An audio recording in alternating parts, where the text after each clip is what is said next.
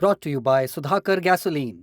Digestion का champion, पाचन का किंग, सुधाकर गैसोलीन। कल तक जो राष्ट्रपति ट्रंप रूस से तेल खरीदने के सख्त खिलाफ थे, आज वही उसकी वकालत कर रहे हैं और इस वकालत को देखकर ईरान ने उनकी खिल्ली उड़ाई है।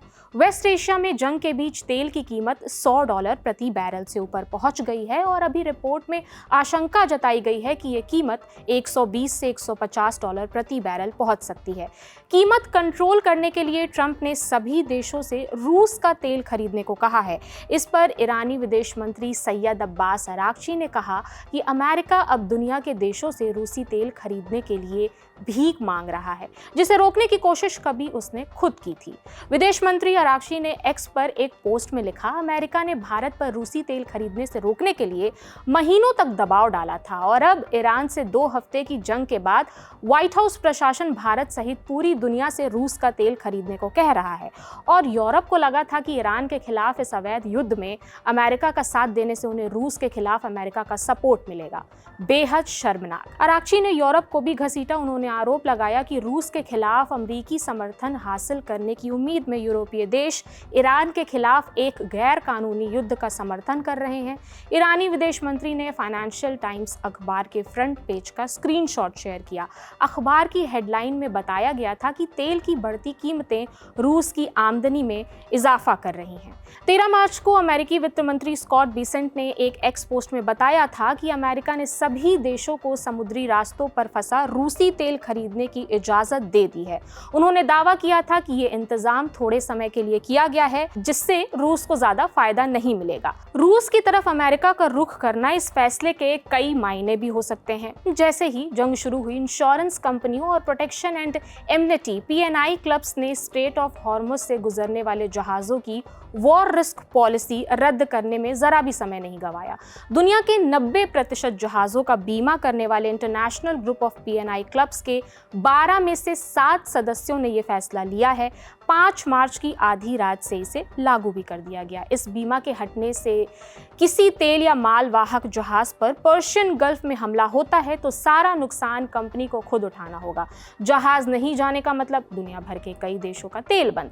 इसके बाद राष्ट्रपति ट्रंप की तरफ से भी प्रस्ताव आया। प्रस्ताव ये आया कि अमेरिका पॉलिटिकल रिस्क इंश्योरेंस देगा।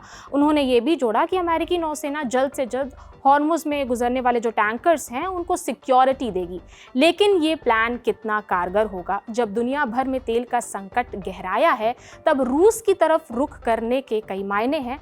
हूवर इंस्टीट्यूशन में फेलो और कॉलमनिस्ट नियल फेर्गसन लिखते हैं कि DFC की भी तो लिमिट है। DFC यानी US international development finance corporation.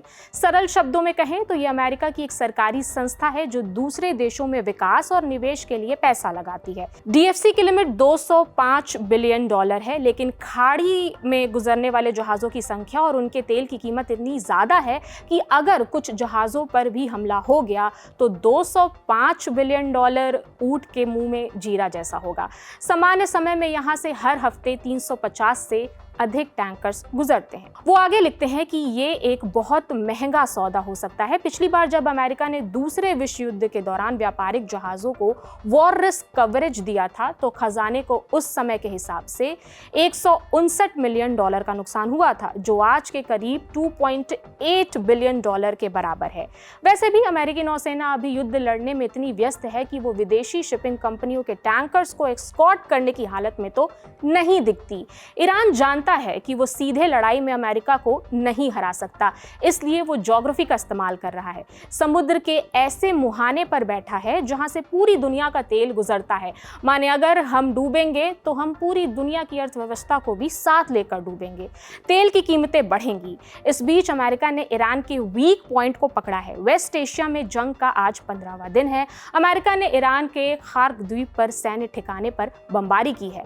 Trump ने ईरान को चेतावनी दी है कि अगर स्ट्रेट ऑफ हॉर्मुज का रास्ता नहीं खोला तो द्वीप के ऑयल इंफ्रास्ट्रक्चर पर हमला होगा। अभी तो केवल सैन्य ठिकानों पर हमला किया है। ये वही द्वीप है जहां से ईरान का 90% तेल आता है। तो ये रही पूरी जानकारी। इस जानकारी पर आपकी क्या राय है, हमें कमेंट सेक्शन में बताइए। वेस्ट एशिया कॉन्फ्लिक्ट से जुड़ी हर एक अपडेट दी लल्लन टॉप आप तक पहुंचा रहा है। जुड़े रहिए। शुक्रिया।